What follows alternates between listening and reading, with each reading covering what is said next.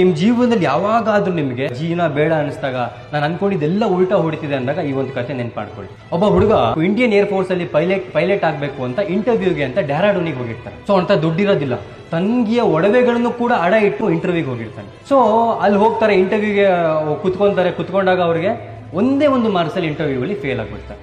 ಅವ್ರು ತುಂಬಾ ಬೇಜಾರಾಗ್ತಾರೆ. ನನ್ನ ತಂಗಿಯ ಒಡವೆಗಳನ್ನು ಕೂಡ ಅಡ ಇಟ್ಟು ಬಂದೆ, ಇವಾಗ ವಾಪಸ್ ಹೋಗೋದಕ್ಕೂ ಕೂಡ ನನ್ನ ಹತ್ರ ದುಡ್ಡಿಲ್ಲ ಅಂತ ಹೇಳಿ ಜೀವನನೇ ಬೇಡ ಅನ್ನುವಂಥ ಒಂದು ಮನಸ್ಥಿತಿಯಲ್ಲಿ ಗಂಗಾ ನದಿಯ ಕಡೆ ನಡ್ಕೊಂಡು ಹೋಗ್ತಿರ್ತಾರೆ.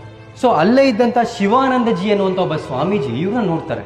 ಈ ಹುಡುಗ ಯಾಕೋ ನದಿ ಕಡೆ ಹೋಗ್ತಿದ್ದಾನಲ್ಲ, ಏನೋ ಸರಿ ಇಲ್ಲ ಅಂತ ಅವ್ರನ್ನ ಕರೀತಾರೆ. ಬಾಪುಟ ಇಲ್ಲಿ ಏನಾಯ್ತು ಅಂದಾಗ ಇವ್ರು ಇದೆಲ್ಲ ಹೇಳ್ತಾರೆ. ನನ್ನ ಹತ್ರ ಒಬ್ಬ ಪೈಲಟ್ ಆಗುವಂಥ ಒಂದು ಆಸೆನೂ ಕೂಡ ದೇವ್ರು ಈಡೇರಿಸ್ತಿಲ್ಲ, ಅಷ್ಟೆಲ್ಲ ಕಷ್ಟಪಟ್ಟೆ, ಮನೆಯಲ್ಲಿರುವಂಥ ಒಡವೆಗಳನ್ನ ಅಡ ಇಟ್ಟು ಬಂದೆ, ನಾನೊಂದು ಪೈಲಟ್ ಆಗೋದಕ್ಕೂ ಕೂಡ ದೇವ್ರಿಗೆ ಇಷ್ಟ ಇಲ್ವಾ ಅಂತ. ಆಗ ಸ್ವಾಮೀಜಿ ಹೇಳ್ತಾರಂತೆ, ಇವತ್ತು ದೇವರು ನಿನ್ನನ್ನು ಪೈಲಟ್ ಆಗೋದ್ರಿಂದ ತಡೀತಿದ್ದಾರೆ. ಯಾಕೆಂದ್ರೆ ನೀನು ಇದಕ್ಕಿಂತ ದೊಡ್ಡ ಕೆಲಸಕ್ಕೆ ದೇವರು ನಿನ್ನನ್ನು ತಯಾರಿ ಮಾಡ್ತಿದ್ದಾನೆ ಅಂತ ಅನ್ಕೋ, ತಕೋ ದುಡ್ಡು ಅಂತ ಹೇಳಿ ಅವ್ರನ್ನ ವಾಪಸ್ಸು ಊರಿಗೆ ಕಳಿಸ್ತಾರೆ.